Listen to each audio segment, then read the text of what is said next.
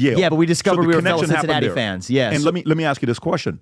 Was there a kid more impressive than the two of you guys in the class that everybody knew or no? I'm not asking for names. I don't view things in terms of these hierarchies.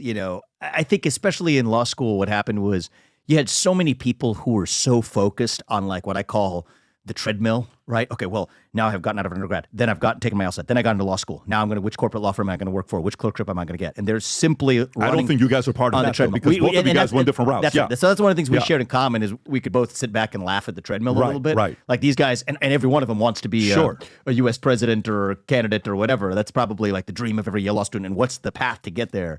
And I think probably the thing that JD and I both shared in common was we could both kind of sit back and kind of laugh at that for different reasons. I mean, it was just sort of a game. And some of that's maturity, and maybe a lot of those people now more advanced in their lives would go back and laugh at that version of themselves too. But it was largely a hyper-stressed environment where people are very worried about what their next career step was.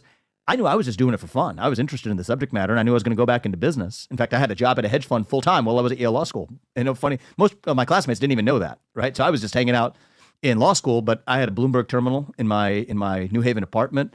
I did pretty well. Those were some of my most productive years working at a hedge fund. I probably made about $15 million while I was in law school, just as a side job. But nice little side job right there. You at Yale Law School made $15 million part time over those 3 years. Yeah. Did other kids know you were making that kind of money? No idea. Yeah, they had no idea.